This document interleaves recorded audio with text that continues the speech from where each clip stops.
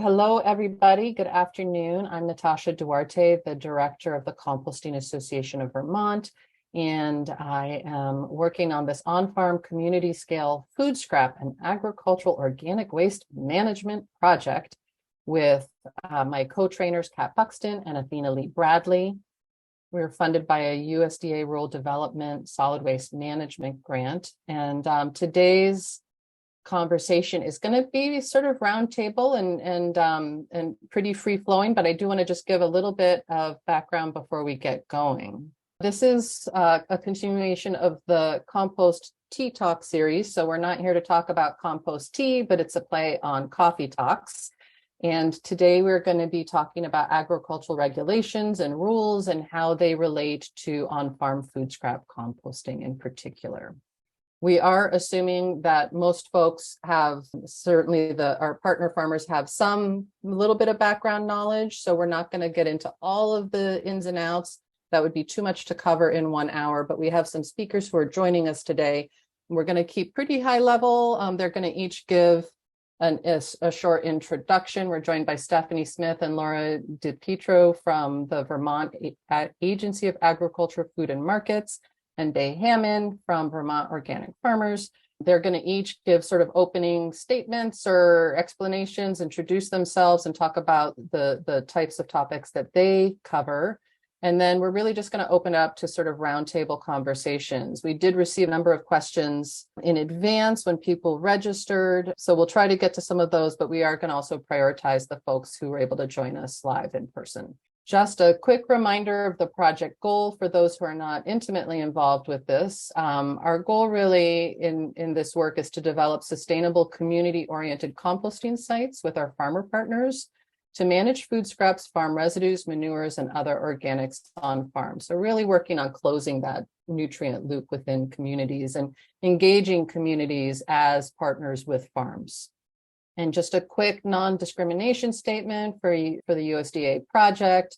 We do have 8 specific partner farms that we're working with in New Hampshire and Vermont, but we are providing these talks as well as developing online resources that are free and fully open and available to anyone and everyone who is interested. And so with that, I am going to stop sharing my screen. And I'm going to invite maybe Stephanie, you can get us going, and then we'll hear from Laura and then Bay.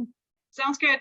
So I'm Stephanie Smith. I'm with the Vermont Agency of Agriculture, and I am working at the agency to develop rules to address the new authority that was given to the agency 2001, I believe, legislative session.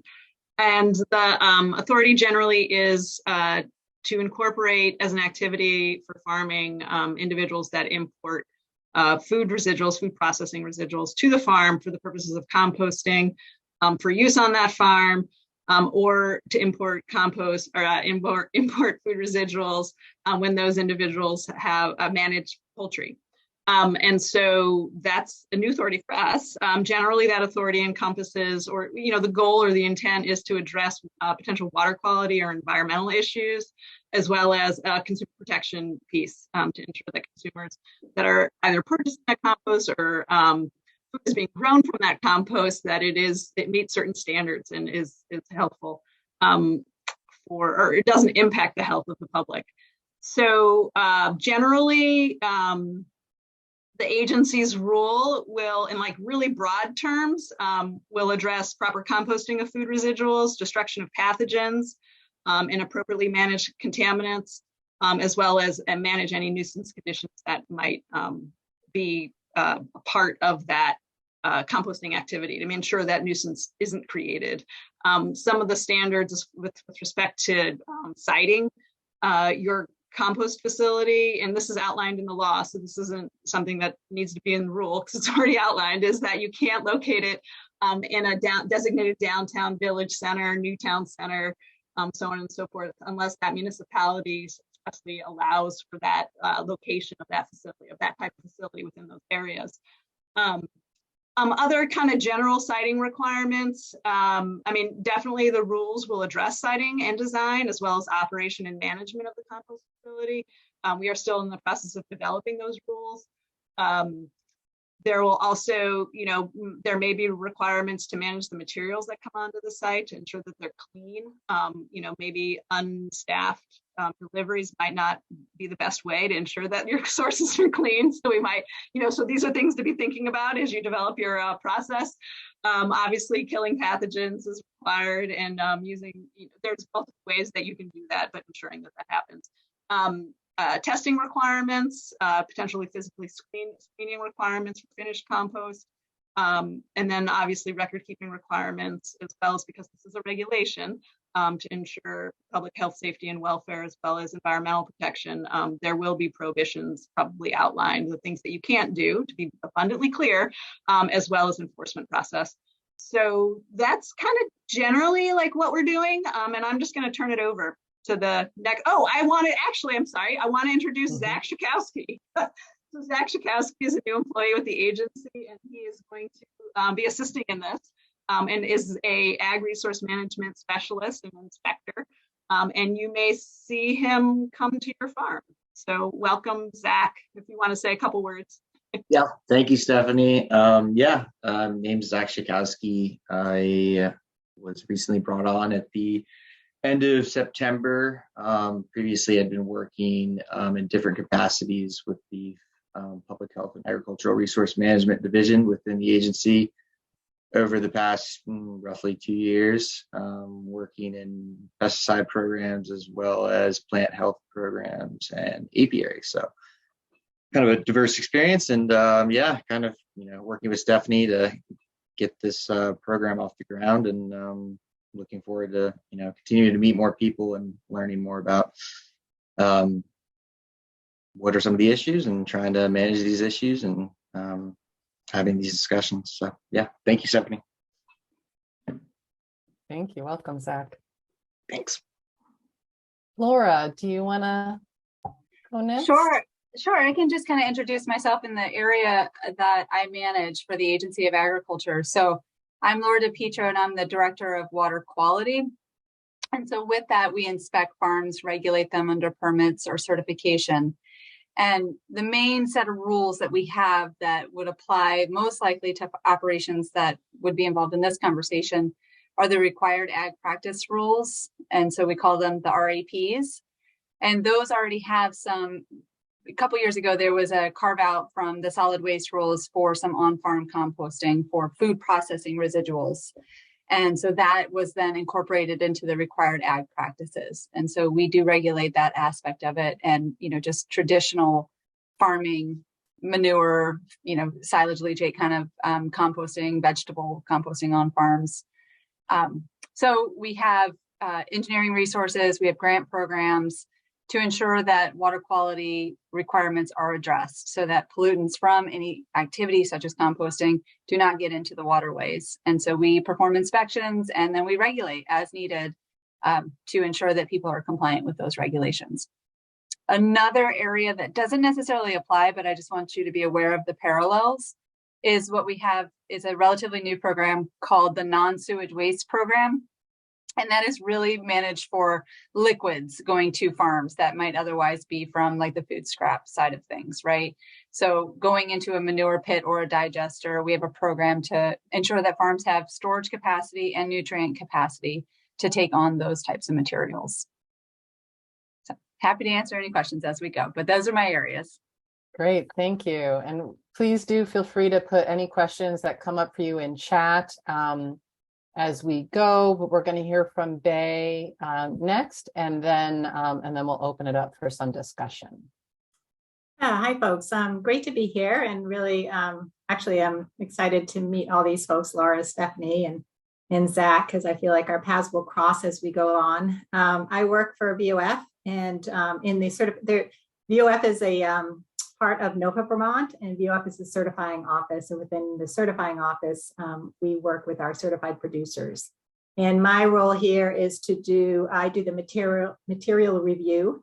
And what that is that if I actually review materials for producers to let them know whether or not they're allowed in an organic, I compare the ingredients of the product to the national standards, so that we can let the producers know whether or not they are okay to use in their certified production.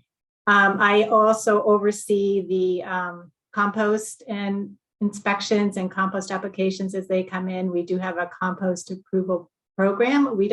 Compost itself can't be certified organic, but it can be approved for use on certified organic farms. So we do have our particular VOF approval program that many of you probably heard about. So I oversee that. I do compost inspections. We also have another inspector, actually 2 other folks out there that do compost inspections to make sure that they're within the regulations. And then I do farm general organic inspections like crop or animal inspections.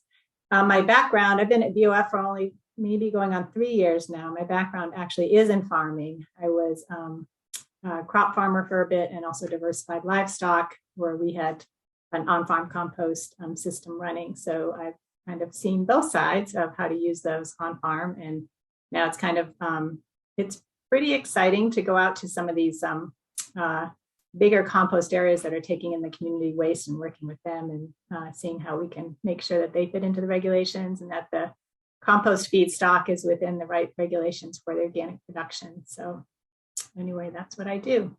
And I will just kind of, I'm not going to get into regulations. I'll just take questions as they come. So. Great, thank you. And we do have the Vermont Organic Farmers policy for compost and compost production PDF that they shared with me. And so we will be sending that out to participants and sharing that on the website as well. It's just about an 11-page reference, but we will definitely get to take questions and have some conversation today.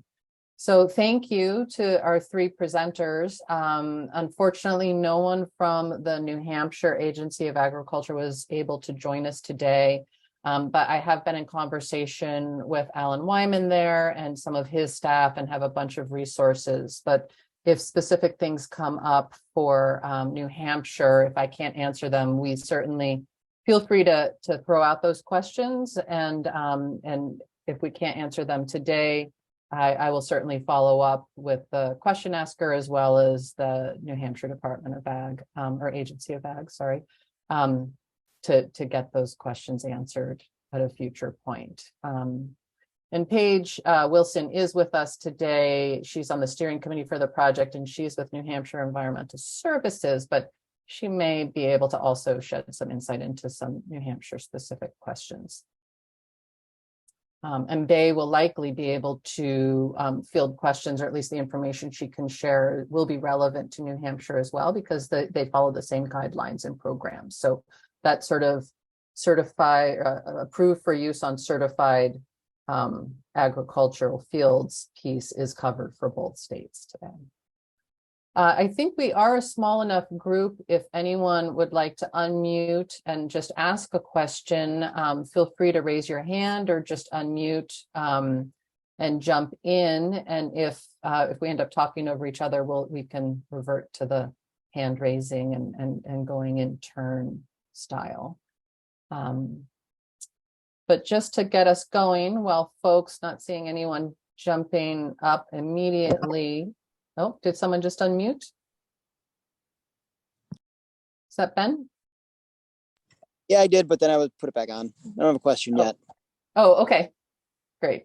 Well, if you do, feel free. But I thought we'd also just start with some of the questions we received in advance of the webinar. So, Stephanie, one question that we've been getting, especially from our Vermont farmers, is about this transition. You know, we're still in rulemaking, the Agency of Ag is still in rulemaking, and that process of setting that up. And I'll also just, I'm not sure about all of the farmers because we have some joining us today who are not necessarily part of this project, but so far the farmers that we're working with are under the exemption of the solid waste regulations right now. But there have been a lot of questions in terms of like, what is the transition going to be like, and how will people know, and how, like, are there any tips or anything you can kind of forecast in terms of things that folks should, keep an eye out for or be thinking of in advance? Because a lot of these folks are really just starting, like, so year one, and with our support have we've gone over siting and different things and sort of knowing the changing landscape. But do you have any suggestions or things? Yeah, so for the transition, obviously we don't have rules in place right now, which we've mentioned, but and I want to say that the rulemaking process, I feel like, is potentially part of a transition. Like, it is a public process where people can participate and provide comments and information regarding what we ultimately, we put out as a draft rule. And there will be meetings, that's a good process. And there will be a responsiveness summary, based on whatever feedback we get. So I want to say that that's a part of the transition as people enter into the system. And then ultimately, when rules are adopted, there is an expectation that people will, register with the agency. I mean, that's what we're looking at. We're looking at a registration process. They will provide us the information that we need, and that they will be operating in compliance with those rules. Compliance can come in many ways, shapes, and forms. There's obviously siting and design. There's like day-to-day operations, and we, over time, we want you to come in compliance, and then we want you to continue to operate in compliance. But there are potentially some really great opportunities. So for instance, if a farm is currently, when we have the rules in place and there is, and this farm is accepting waste, food scraps, and there's an issue, like a water quality issue that's discovered as a part of this process. My understanding, and I'm going to actually defer to Laura, is that this is a farming activity and there may be funds available for those farms to make improvements on their farms to be in compliance with water quality concerns. So now I'm going to be quiet. I'm going to let Laura weigh in on this a little bit. Yeah, I mean, this will be an interesting space because obviously it's new to us. Typically composting, there's the threshold, right, of are you commercial or are you a farm? But if you are a farm, in theory, it appears that potentially our cost share programs could be utilized for that. But, we need to look at each operation, make sure you meet it. There are some requirements that may be prohibited, may not. I don't know about the operations, but, certainly you need to have certain levels of insurance, you need to have workers' comp, you need to have the ability to receive the money and make sure that the state is insured and appropriately managed so that their risk, and there are things that we just can't deviate from. We don't get to do that. So there are risk and strings with it and reporting requirements with it. So to be really clear about that, but potentially, what we currently do is when we use these funds and these resources is we work with farms. Like, for instance, if you think about, a silage bunker where they would store feed, we would make sure that any of the runoff collection from that is managed appropriately. Typically, we do total collection. And then if you're in a space where you're in something like that, then you have to have a nutrient management plan. We do not pay for those, but they are required once you're a farm of a certain size. Records and keeping detailed information about what you're doing needs to be done at any size if you're regulated by us. So anyways, we would regulate and inspect all those things. We don't provide money for the nutrient management side, but we do for the infrastructure side. And as of late, a lot of our money is coming from the federal ARPA requirements. And so there's additional overlays there as well that farms need to be aware of that they need to do so that we can report that back to the federal government. So it's there, but there are strings. Good to know. Thank you. Two just follow-up questions. And Laura, I'll just start with you because you were just talking about that. Do you guys have staff or capacity in-house to help farmers sort of figure out what those strings are, what they need to do, whether it's a good fit and all of that? Because we can certainly be a conduit for letting folks know as these opportunities come up, but I'm not sure that we're best placed to help them navigate like the ARPA funds and that kind of thing. Yeah, no, we have that and we can explain it to farms. We may not have all the answers. We may need to defer to, it's actually the Department of Buildings and General Services that does a lot of the risk management stuff. So we may need to defer some questions, but in general, yes, we've been asked the questions and have to answer them. Okay, great. And Stephanie, you mentioned getting farms registered with the program once the rulemaking process is in place. Is that regardless of scale? Like, if they're taking any food scraps, are farmers going to need to register, or is there going to be that sort of exempt So, we've been thinking about this and we've thought about it both ways. But one of the things I wanted to know, and I actually was in reading the Food Cycle Coalition document that I looked at. Excellent. But I did notice that, and it was highlighted for me. And I was like, oh, yes. So if you're a farm and you're accepting food waste and you're accepting or food residuals and you're accepting less than 42 cubic yards, which I believe is, and I'm going to provide the statistic or the number, it's 35 5-gallon buckets a week for an entire year, right? That's what I believe it says in the document. And we can, I know that that document can be put in the chat so we can refer to it. But it said in there, and I actually agree, is that if you fall under the exemption, then you may be subject to municipal regulation. If you're a farm and you're farming, which is what this definition provides, then you're not subject to municipal regulation. So I think we're going to capture everybody. Okay. Or if you so choose to be subject to municipal regulation, but I don't see that that is going to happen. You could choose to not register with us and be subject to municipal regulation too. So anyway, that is something I did note, and that is, so I think, yes, everybody will register with us, more than likely. Great. And that's a great sort of clarification in terms of the municipal regulations as well. So thank you for that. Also, just to jump in with a question. Please. This, I guess, would be directed to you, Stephanie. I live in Chittenden County, and Chittenden County has obviously CSWD, right? And that, I believe, is considered a quasi-municipality. So in this example that you provided, right, we'd also have to kind of meet their regulation, if that's true, if I'm understanding correctly, or potentially have to meet. So I don't know the interaction of CSWD and the agency's potential regulation of on-farm composting facilities. I don't know. I don't think that there would be one, but maybe I'm not understanding the question. So yeah, let me ask it more pointedly. So I think CSWD has something on the books with regard to like flow control.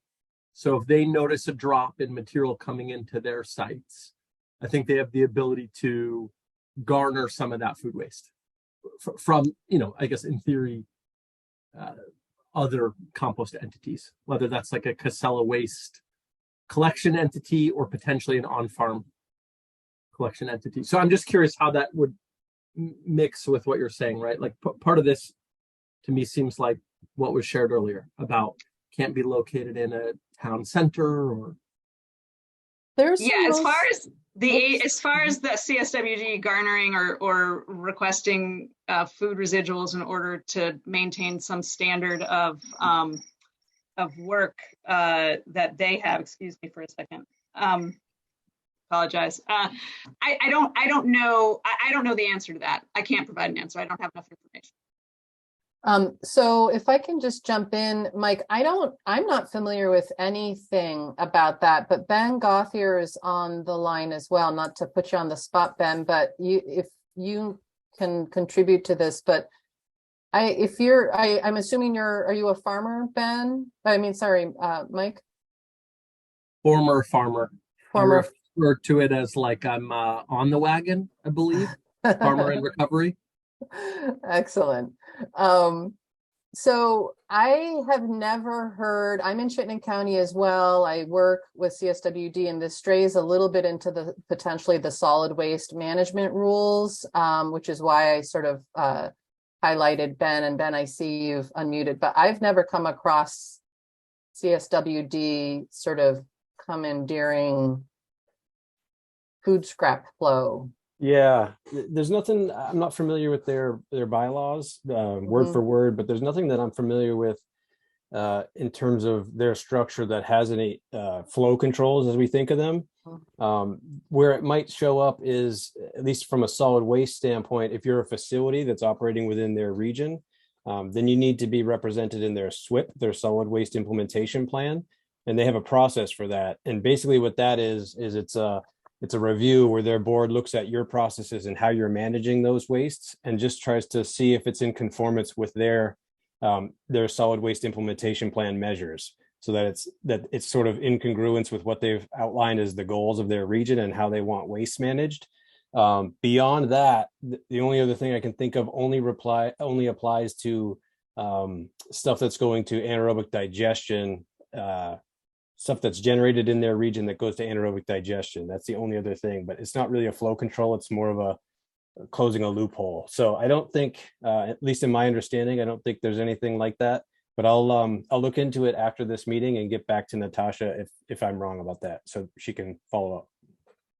Great, thank you so much. Yep. Is that helpful, Mike? Yeah, I think so. And again, I don't think they're there yet, right? So I don't think there's any need for flow control just yet. I think they're getting all the waste that they need, potentially too much, right? That they could use some help processing it. It's just curious to me, being that Chittenden County is the most populous county in the state, a third of the population is here. In theory, a third of the post-consumer food waste would be here as well, right? Obviously not the majority of farm wastes necessarily, but anyways, yeah, I think it did help. Sure. Thank you. Okay, great. Thanks for the question, Mike. Any other questions from folks in the room? Yeah, I do have a question. I mean, Yeah. Is there going to be for this registration process with the state? I mean, it seems, being a small acceptor, we accept maybe 10 5-gallon buckets a week, fees involved in this, or it just seems like every time there's a new regulation coming out with the state, there's another fee and another thing I have to keep track of as a small farmer. And if the goal is to have more small farms, doing this and helping out and growing more local foods, these little bitty fees, from one agency to another don't seem like a lot with one agency, but they start to add up. By the time I pay to get my water tested, my irrigation water tested, and now I have a registration fee for my compost and I have a registration fee for this and that. They do add up over time. So I just hope whatever agency is looking at this is looking at all the other fees that farmers are currently paying, if there's going to be a fee. Thanks, Ben. Currently, the agency does not have authority to levy a fee in this particular realm. So we don't have a fee at this time. Yeah. Related to fees, and I just want to sort of piggyback on that question, because we did get it as in terms of a clarification. There is, and correct me if I'm misremembering, Stephanie, but there is in Act 41, which started this whole rulemaking process and sort of shifted the jurisdiction for on-farm composting to the Agency of Agriculture, is this concept of the compost being principally used on the farm. And there's also, I believe, a clause in there about registering with a fee for soil amendments, but I think that's only if it's being sold as a soil amendment. So and this is a separate section of law, and this exists, for anyone selling soil amendments or plant biostimulants or lime or fertilizer or a plant amendment in the state of Vermont. You have to register your product if you distribute. And distribute means, and I'm reading, to import, consign, manufacture, produce, compound, mix, or blend fertilizer, or to offer for sale, sell, barter, or otherwise supply a fertilizer, plant amendment, a plant biostimulant, a soil amendment, or lime in this state, including online sales. So it's an expansive definition that requires registration, and I'll just go to otherwise supply a soil amendment in the state of Vermont. So now, sales, yes, definitely. And to the extent that you're actively supplying a soil amendment at some scale, we would request that you would register that product with us. That is a consumer protection piece of the agency's work. So yes, and I don't have all the information regarding how to register a soil amendment right now, and I think we'd be on a tangent, so we're not going to talk about it anymore, but I'm perfectly available to converse with folks via email or over the phone to provide details. Thanks, Stephanie. Yeah, I just wanted to highlight that because that was a potential additional fee, but Ben, I don't think that will likely pertain to your operation and how you intend to use the finished compost. So, great. Anything else from the Zoom room here? I'd love to piggyback again. This is Mike again on Sure. Ben's comment. In addition to the fees are certainly one side of it. I think a farm's management of the regulation is a whole nother side of it. Whether paying a bookkeeper, a record keeper, et cetera.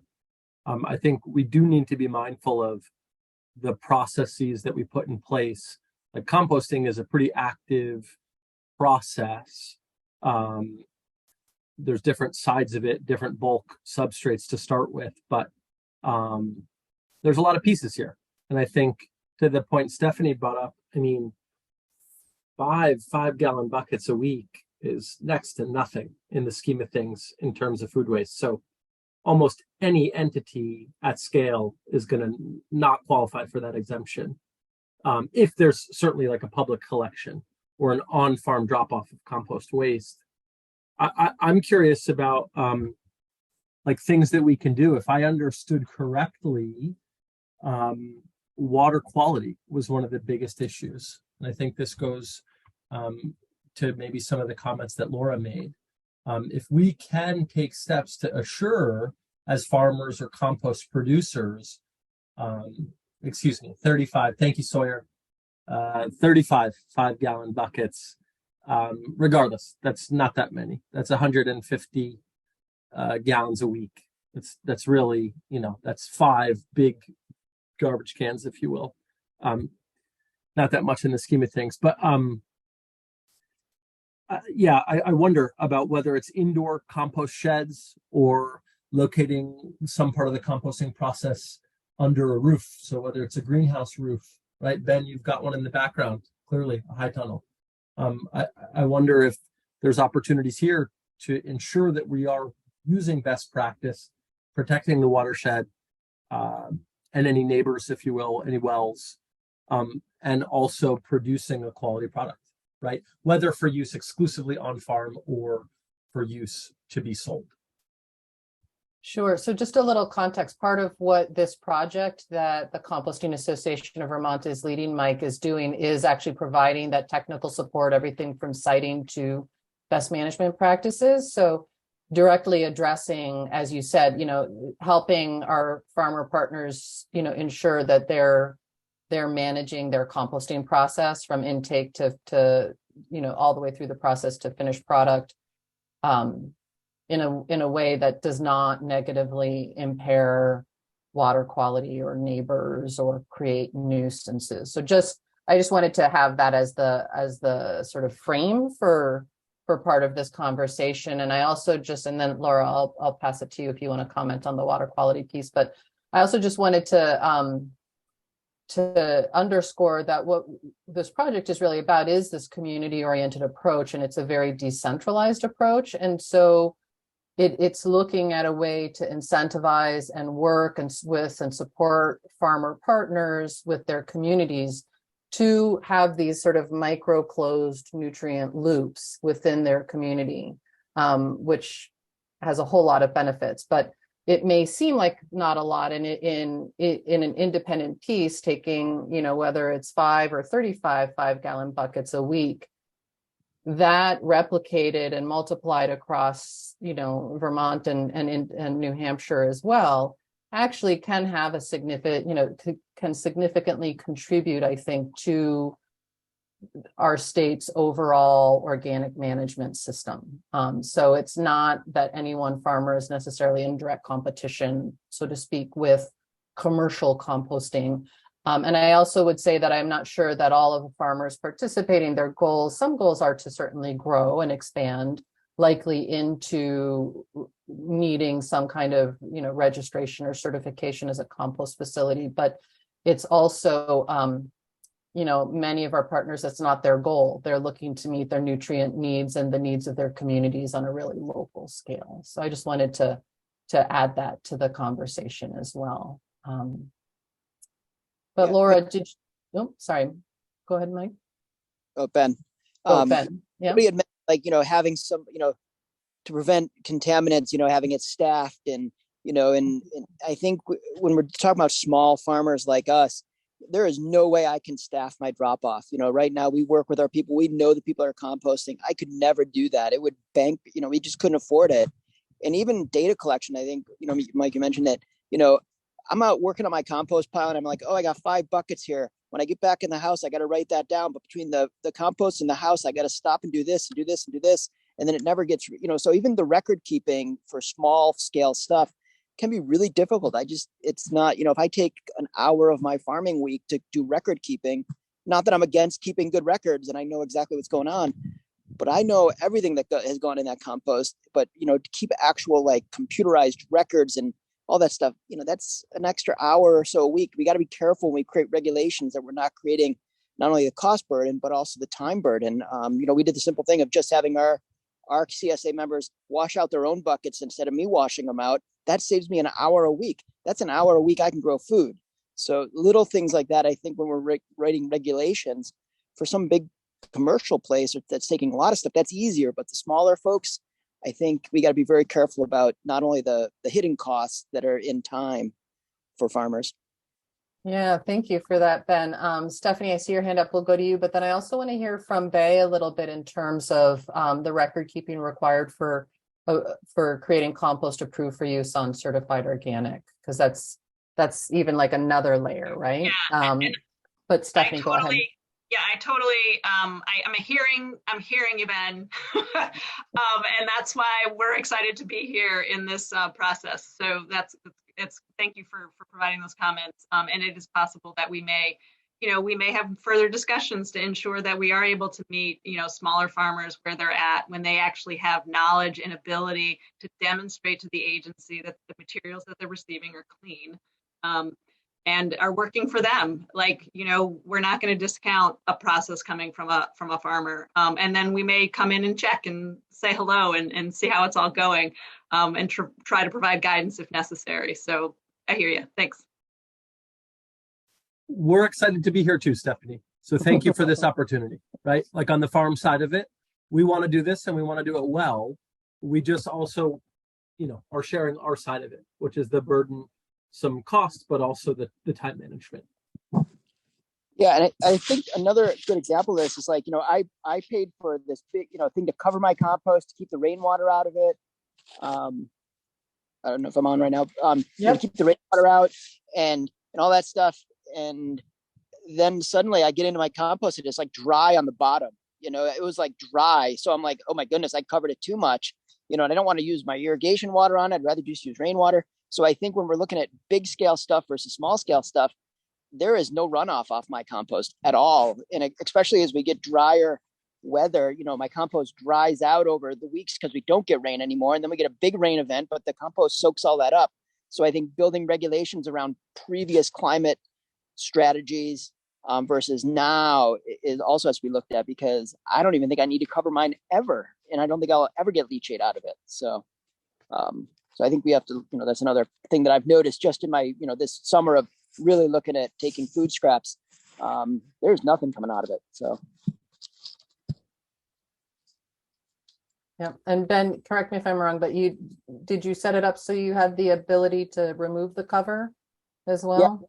Yeah. Initially we were going to put a hard metal roof over it. Mm-hmm. But then we changed that because again, I was watering it too much. So now we have a tarp that we can put over it and take off. But I didn't even need to spend the $300 on the tarp because it was dry. In fact, I'm waiting for it to rain to moisten my compost up here. So my finished stuff. And you might be happy that you have it yet. Depends on the kind of winter we have, perhaps, and how much snowpack comes in. But anyway, point taken. Yeah. Definitely for the winter, I think it's going to be good because then I, regulate it even better. I can shovel snow onto it. So yeah. Laura or Bay, do you want to jump in here at all? I can say a few things. There was a question, I think, first about the technical details and then also record keeping. To fall into this category, you've got to meet the threshold requirements of an RAP farm. And in the RAPs, there are requirements. And so we regulate all the small farms. And, these these types of operations would be no different in terms of managing that information. And I will say the bigger farms struggle too, because with scale comes everything, right? And so whether you're at a small scale, we have smaller requirements, and large scale, we have more requirements. So proportionally, everybody gets their share at some level. But so a couple things, when our cost share programs and the opportunities we do there, they have to meet engineering standards. And we usually follow the USDA NRCS standards. So again, there are restrictions in that space. And so I just want to be clear about that. And then as far as siting and management and doing all this stuff, the other thing that in the RAPs for farms, we have regulatory authority over all the groundwater contamination that could occur. And I hear you, Ben, on, you might have, it was a really dry year. It was really quite nice in a lot of spaces. But that is one area, we take groundwater samples from farms and assess them. And, we can require management infrastructure changes if it's not sufficient, which is why we have requirements for, managing over bedrock and things like that. So I hear you on all those things, but that's the goal, is to like implement it appropriately, make sure it works, inspect it, and make sure you're complying and doing the records like that. That's what's set up currently to date. Yeah, thank you. Yeah, and I can speak to organic regulations. So if we're speaking about on-farm compost, it sounds like a farmer producing their own compost and spreading it. The record keeping for us is not huge for those type of operations, and it really depends on when you're using the compost. So if you want to use it at time, there's like a 120 and a 90-day window. Okay, so if you're not keeping temperatures on your compost, that's fine. It would just need to be used either 120 days or 90 days before harvest, depending on the type of crop, depending on how much contact that crop has with the soil and that type of thing. And that's mostly for pathogenic, to make sure that, that the crop is safe as far as pathogens and things like that. What we do look at is the feedstock for that. And we would look at, usually what we look for is the percentages of the different feedstock. We don't look for actually weight amount or anything like that. So we would your feedstock that would go into the compost would have to be reviewed as not being synthetic, and that would be approved for a basic crop input according to the organic regulations. And then I was trying to think of other record keeping. If you wanted to use it at time of planting, then we would just need to see that it's been kept above 130, a minimum of 3 days to help decrease that pathogen load. And that's for on-farm composting. If you're a commercial composter selling it, there's a little more record keeping, there's a little more checking, but the on-farm composting, we're not doing, it's a little different. It's a little more in-house. You have more control over what's going in there. If you're using food waste, that may bring something else in. But again, we would be looking, I guess I'm trying to think, on-farm composting for food waste, again, we would have to look at the temperatures and stuff like that. But a lot of it would be kind of geared around when you're spreading it and how you're using it. It sounds like to be honest, and I don't say this often, but the record keeping for organic compost may not be as, maybe a little bit easier, not easier, but less detailed needed than maybe for the ag practices. But that being said, we always look to seeing how we can work with other agencies and how they're doing it, so that we're not asking for two different sets of information. And so that's going to be an interesting part for us to kind of follow this along and see how that will work out, so that if a producer is kind of filling out paperwork for one agency and doing something for not, can we use some of that information, or can we combine some of the information for the organic regulations and see if that can all be kind of taken care of within the same group of record keeping, and not having a whole separate piece of record keeping on the side. So I guess it feels very general, but that's sort of, if you have specific questions, you can ping me later, but yeah. Yeah, thank you. Athena, your hand's up. Yeah, thanks, Bay. That's really helpful and leads to better understanding. Could you clarify, though, the 131 PFRP I've read for windrows, do you have to turn it 5 times in 2 weeks and keep that 131? And if you could clarify that, that would be good. Appreciate it. Yeah, we don't. So I think I talked to you real briefly before. There is there's the National Organic Program, and for those of you that are familiar with organics or not, and they're the ones that set the regulation. That's kind of the group that sets the regulations. Under that, there's also the National Organic Standards Boards, and they actually are the ones that develop the regulations and make recommendations to the NOP. And so the NOP has a set of ruling on compost that is, and they have acknowledged, is quite hard to do on many farms, and especially on small scale farms. The NOSB, the board, has put forth a set of recommendations that many certifiers, including us, use. We do not stipulate that you have to have a certain amount of turns. Some of our compost producers do that. But we do stipulate is we ask for our commercial growers, our commercial compost growers, right, or producers that are selling their compost to the public, that they need to have the heavy heavy metals test, pathogenic tests, and that they have to have the 130, ruling for 3 days, 130 degree for 3 days. So that's what we look for, and that's some of the things we look for. Okay. We also do inspections on site. We do look for kind of how the compost is being managed, any kind of runoff or anything like that. We do take all that into stock also. So it's sort of more of a, a full-on thing. Great. And you do the inspections in New Hampshire as well? We do have a couple of producers in New York that we do approve. And so again, it's an inspection for approval. Once it has a VOF logo of approval, not the VOF certificate, but we have a compost approval logo. Then once a composter has that on there, then certified organic producers from Vermont that certified under us can use that at any time. They don't have to worry about any kind of 90 or 120 day ruling. We also, other certifiers do also reach out to us and will allow the VOF approved compost, but anybody that is certified by another certifying agency really should check with those agencies just to confirm that that is the way they run it. You can check on that. Thank you. Yeah. Any other questions from the group right now? I can also skip to a couple questions that we received in advance of the webinar. Okay, well, hearing none. Let's see. Actually, if I can jump in quickly. Yeah, go ahead. So question for what you had mentioned a bit ago, Laura. You had mentioned sort of USDA engineered spec. I'm curious if that's for like big, manure management systems, if that's for compost bunkers or manure bunkers, or if that's more like I'm thinking of the high tunnel program under EQIP, which, 4-foot bow spacing and 2-inch steel is pretty much the standard on 30-foot wide structures. And that meets NRCS. I wouldn't call it engineered spec, but it meets NRCS guidelines, which is again under USDA, obviously. So the simplest answer is NRCS has a website. They call it their technical practice codes. And so they have a whole series of practices, well over 100 of them.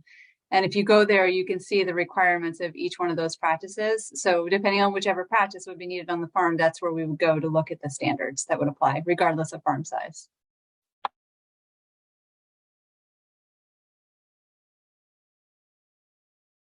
Great, thank you. Anything else from this group? We have about 10 minutes left for today's webinar. And we'll be able to provide links to, to more information, as well as contact information for the 3 folks who joined us today, as well as, Stephanie and Laura, if there are PDFs or any information that you want us to just link to on your website or just directly provide as follow-up to this, we're certainly happy to be, serve as pointing people in the right direction.